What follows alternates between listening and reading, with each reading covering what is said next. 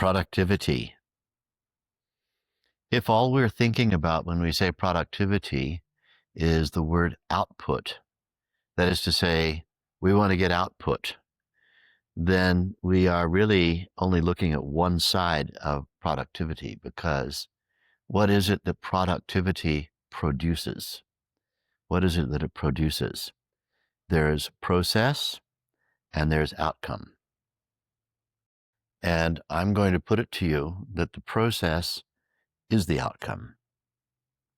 If the process of attaining to output, that means output means you come up with something. What are you coming up with? Goods or services? One of those two things, either goods or services, is the output that is desired when someone says, I want productivity. That's output. Process.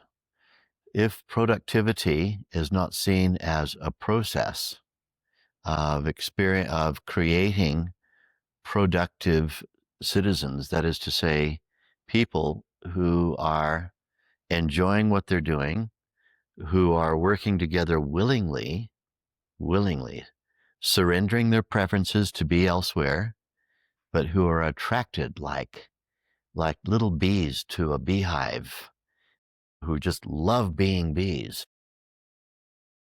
If there's not that kind of attraction, then productivity is a complete illusion, because it's carving a path of destruction through society.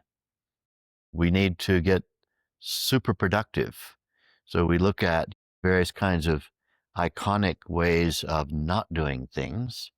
We look at the early Industrial Revolution, and even today, of course today, but less of a percentage, it would be at all costs to whomever it is that's doing the work, minimal pay, just enough pay to make it worthwhile showing up, maximum output, whatever that may be, a product, goods or services, and then whomsoever it is that's purveying the output to the consumer world is the one who gets the greatest benefit from it.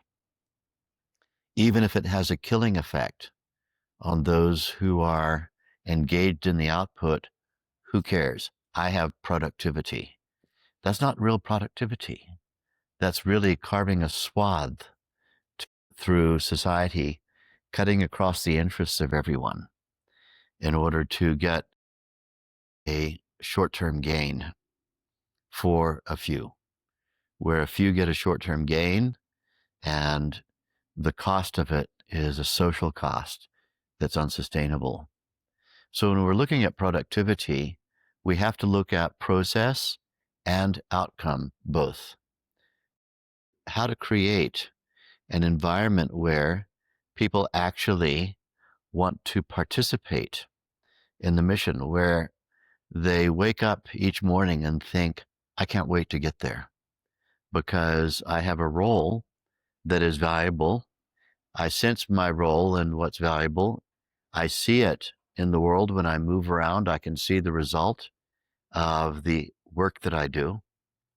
And it's really, I'm being a benefit to the world. And then those who are the ones desirous of productivity, whomsoever is the corporation or organization or whatever that's wanting people to be productive, needs to also see that they're creating ideal citizens, people who have a sense of place, people who have a sense of purpose, people who are able to derive enough income for themselves that they're able to actually live lives that are memorable, that are worth living.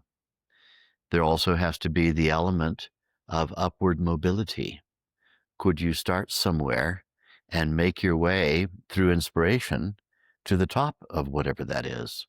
Or is there a ceiling, either a glass ceiling, like, one that nobody talks about, completely a ceiling of capacity to move upward mobility? Or is there real freedom to move upward? Is there potential for, if you do this work and you are productive, and then after having attained to a certain degree of proficiency, that you might depart from that organization with a great reference to go somewhere else where you have upward mobility? So is that a possibility? In other words, what is the attraction? Make it worth the while of those who you wish to participate in it.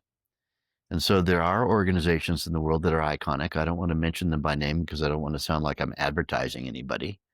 But there are organizations in the world that have actually achieved this, where people are well paid, it's highly desirable, they have fantastic health benefits, they have had fantastic upward mobility, they're made to feel as though they are important people, and they can sense that and see that. They feel as though they're part of a tribe, and I think that's a very important thing. There's a culture that they buy into, and they love the culture.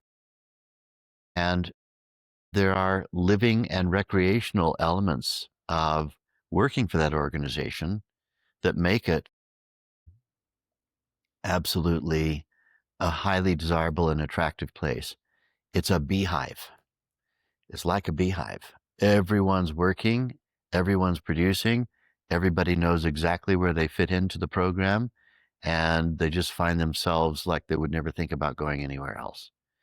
And, those companies that I'm thinking about, without naming, there are one or two of them, and I think some of you can probably guess at it if you know something about industry, that are the highest market capital in the world. The highest market capital in the world. And so that means the richest companies on earth. How did they get to be that way? Well, it's because when you work there, it's not really family per se. It's almost more like a sporting team. You feel like you're a member of a team and something is happening which is very exciting and you're involved in it. Now, if we want to talk about the potential for productivity, it's not just output. I can also refer you, without naming any because I don't want to sound condemnatory, there are organizations and companies. Nobody would want to work there except people who are so poor that they would find it impossible to ignore the offer for at least just absolute minimum wage, minimum income. They're not trusted by the organization.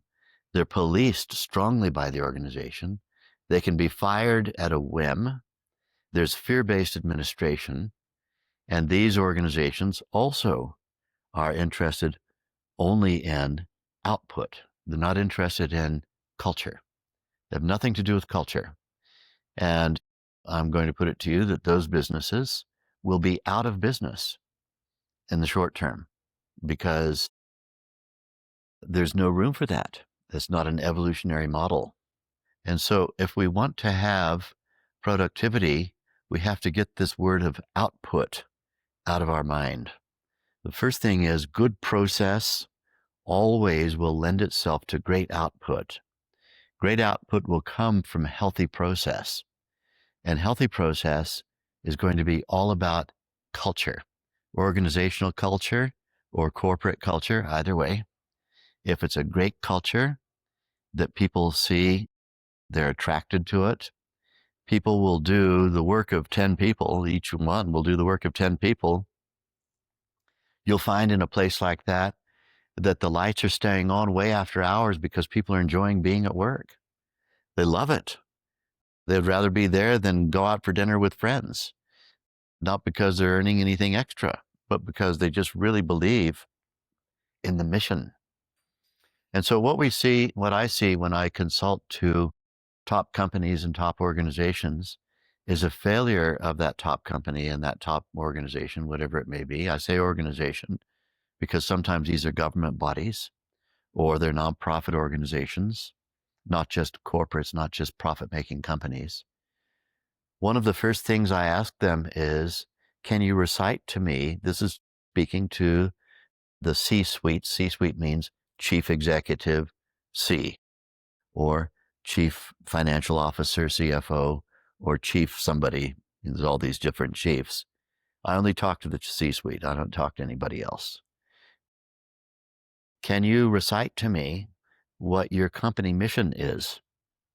And very often, all I get on their face is like a giant red question mark. Like, huh? What did you say?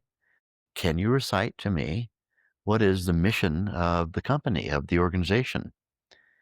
And some of them will have memorized like 2 or 3 lines that they remember from somewhere, but they'll say something like, well, we do this because we want to sell this. And I go, that's not the mission. What's the mission? And most people don't understand anything about this idea of the word mission. What's the mission? Mission is a thing. The first consumer of it has to be those who work there. People who work there need to be able to see that mission, understand what it is, and believe in it. They have to feel included in it. And so a mission has to be created democratically by all of those and agreed to by all of those who work in the place, not just the CEO or the owner of the organization or the company. And so mission has 3 or 4 aspects to it. The first aspect is, let's describe ourselves. Who are we? Who are the people who work here? What is the talent base that we have working here? So self-description, who are we? Second thing, what is our ethic? What is it we stand for?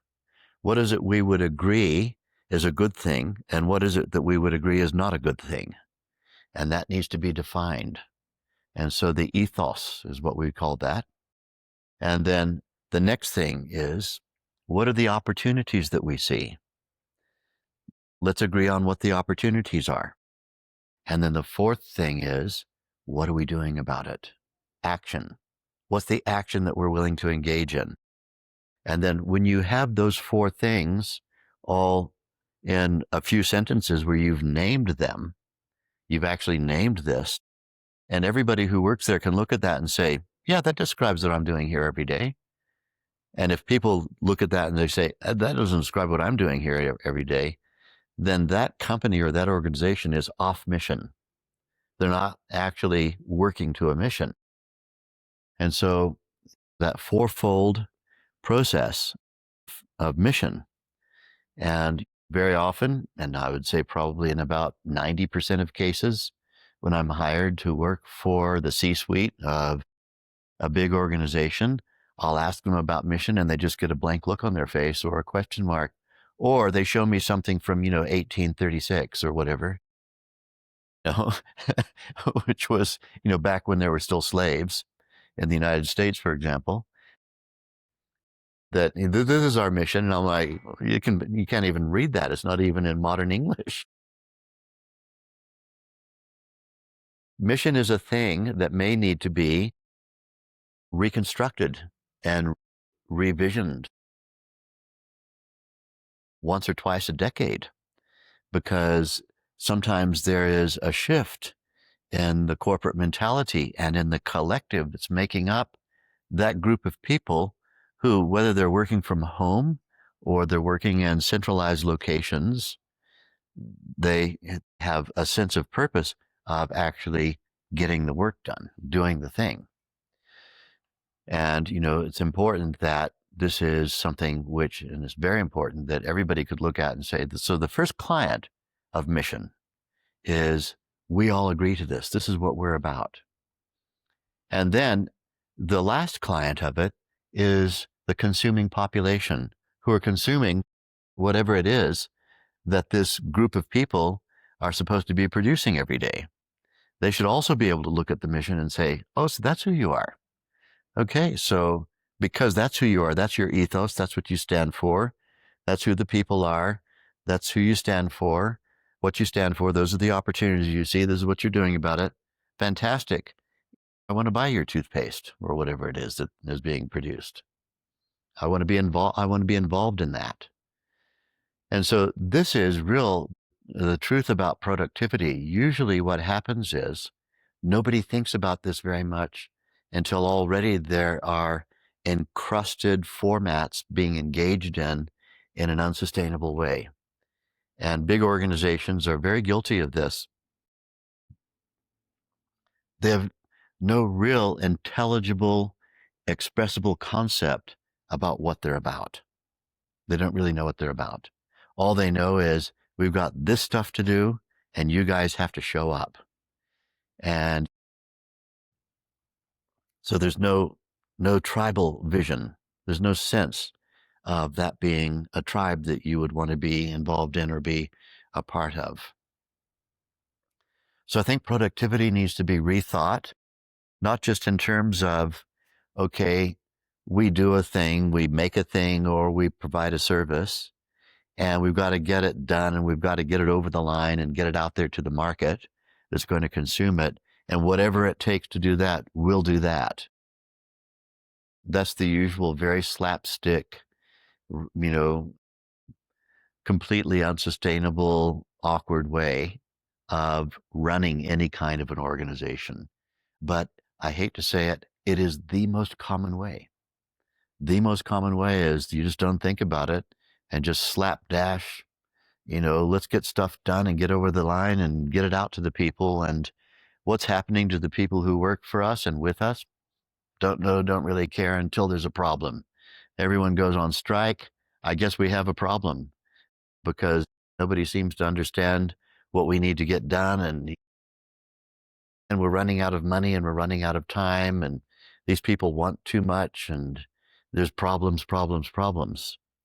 So the big organizations that I have worked for that are amongst the wealthiest organizations on earth, they don't have strikes. Nobody ever strikes. And it's not because they couldn't. They certainly could if they wanted to. But everybody is a believer in the mission. Everybody wakes up in the morning and thinks, so fantastic, I work here. I'm going to get to work half an hour early today because I love it, you know. And, when it's time for me to quit, I might quit at that time or I might even stay later because I absolutely love it. It's an absolute dream working in this place.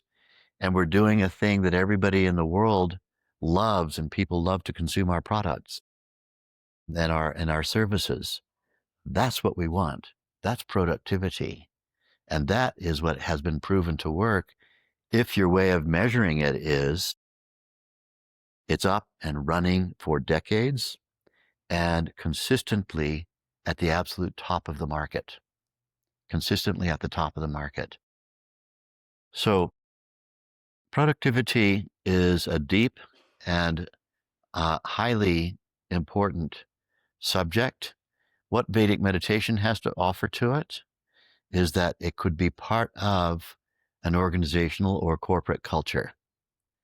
Not that it's required of everyone to learn Vedic meditation, not at all, but certainly as either a curricular or extracurricular offering to those who would like to try it. Something that, and I always consider when organizations talk to me about this, installing a meditation program for employees, that first of all, they nominate, the company nominates a group of people who they think could be interested. I go in and give an introductory talk about what Vedic meditation is. And then it's based purely on hands up. Who would like to give it a try? And then those who would like to give it a try, they have to make part of the contribution to the cost of it. It has to be borne by the employee, part of that. And the other part, it will be borne by the company. So the employees feel as though they also have some investment in it, in learning the meditation technique and making it active in their lives. Another thing that I suggest to corporations is spouse involvement. That rather than if you're an employee here, one of your options that you can opt for as an employee is to learn Vedic meditation, we're going to make it available to your partner, to your spouse as well. If you can get your spouse involved, then we'll also look after, say, 50%, just to name a figure, of your spouse's involvement or learning Vedic meditation, because the idea there is that it's not fair for a singular person to appear at work and get to learn Vedic meditation, come home and tell about it to their spouse, but the spouse doesn't have access to it. And so to make it accessible to spouses as well has been a very popular thing to do.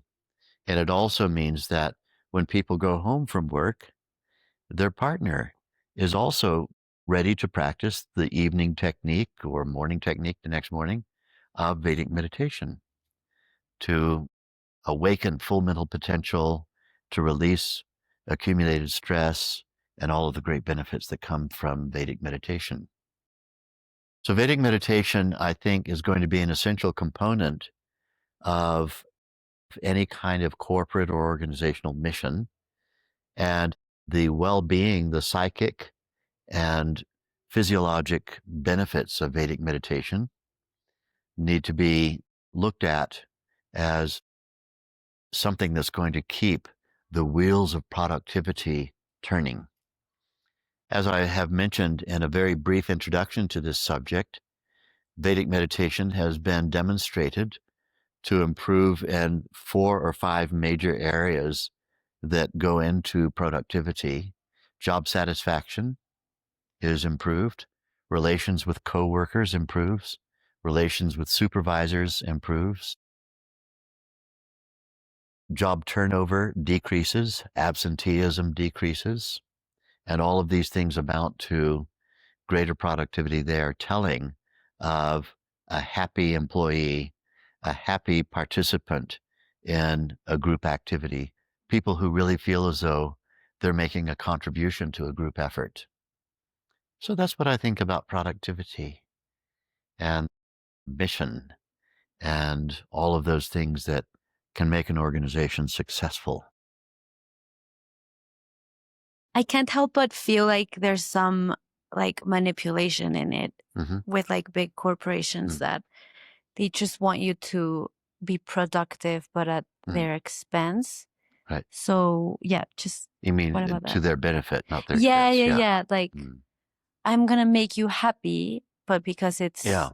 If you good spot for that, me. don't go there. Yeah, okay. Best defense is no be there. Yeah.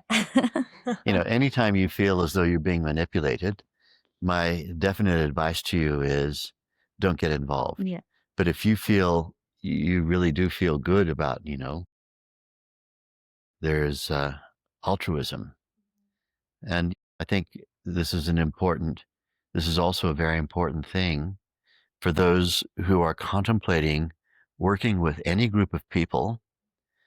You have to use your creative intelligence and your discrimination capability to decide where's the altruism in this. And of course, anytime you work with a group, there is a certain surrender of preference. We'd rather be at home in our garden with the sun shining on us and having everything brought to our door at no cost. That'd be fantastic. But if we can't make those arrangements, then we are going to have to surrender preferences in some ways to a certain extent and participate in a group format. So then we also, as people who are potential employees, we have to feel, or contractors, if you're a contractor, we have to feel as though we're invited to make a worthwhile contribution to a group effort. And anytime you feel there's sneakiness or lack of transparency or greed, anything like that, those are the hallmarks of stay away from that place. There's always something better for you. And what about like the obsession with in this culture in general to be productive? Like you have to do so many things, and how does that work with our like do nothing, accomplish everything? It should feel like you're doing nothing. When you're really in the right place, doing the right thing, it doesn't feel like work. It feels like play. You know yourself that whether you're working for yourself or you're working for an organization, if all the conditions are right, it feels like you're doing nothing. In fact, you'd rather be there than being at home reading the newspaper on your telephone.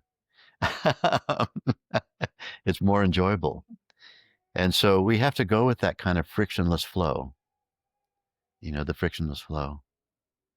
We relate productivity to corporate, to business, to work ethic all the time. And there's just that pull sometimes to always be doing something. Yeah. And I was interested in your perspective on the pondering on creativity and carving time to be still rather than be active for the sake of productivity, and how meditation supports that and how it can actually enhance other things as well as being productive in business. I think we also have to, each of us, think, what is it that we feel more drawn to? Do we feel more drawn to working with a group that have a mission to produce a particular goods or services and having a kind of being a part of a corporate culture? Or do we prefer to be self-employed? And what does that mean? It means you're the boss and you're the boss of yourself. But even if you are the boss of yourself, eventually, as you get more and more successful, you're going to have a corporate culture because there'll be people working for you. And then you're going to be the one that everybody's saying, should I work for this person or is this person just greedy? It'll end up being you at the top.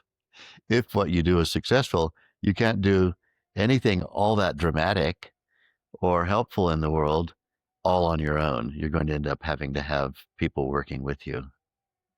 So yes, that the process of doing any kind of activity with the idea being to improve upon the experiences that are available to you, the basket of goods and services that you have access to.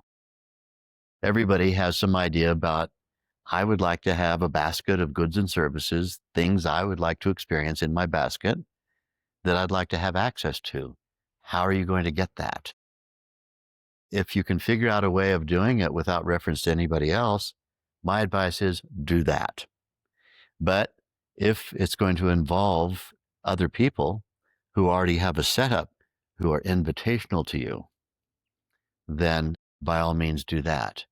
But the means to an end, the means to bringing about the filling of that basket of goods and services that you would like to have should also be one that enhances and embraces your creativity.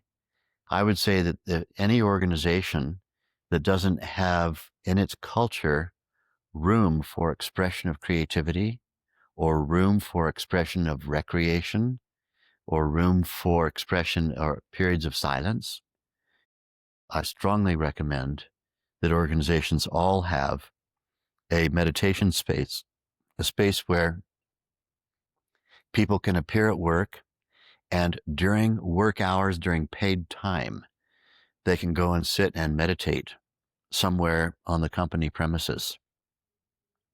And before leaving paid time, before going home, there's a place on the company premises where they can sit and practice their meditation. Why? Because this is the company showing you that they also believe in your well-being, and they're willing to pay you to sit and practice a technique that will not only enhance your brain functioning for them, but also for whatever happens after you go home, or when you've arrived from home after dropping your kids off at school or whatever you've been doing. You don't arrive at work and then you're just like the whip is cracking and you're slaving away, but you can arrive at work, enhance your creative intelligence while being paid to do it. And I strongly recommend companies and organizations to demonstrate that they believe in it to that extent. If they're going to invest in people learning Vedic meditation. They should also invest in a space and also invest in the time that they give their employees to actually practice the technique on site, if that's what they wish to do.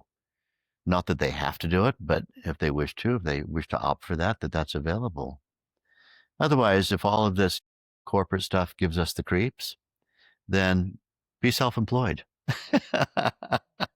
But watch out, you're going to become an employer.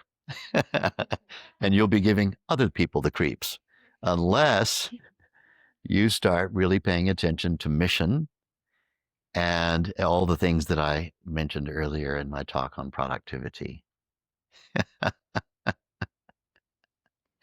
So this is a question on productivity, but not so much in work, but in general, like in life, of sometimes there's a pressure to be productive in like as a whole person, like, oh, I have to exercise and I have to be social and I have to read, I have to do all these things. And sometimes I find myself feeling guilty if I'm not keeping up with a certain standard of productivity in general. And so if you could just talk about that. Yes. Anytime anytime have to comes into it, then something wrong is going on. It has to be, I get to be active. I get to exercise. I get to display my creativity.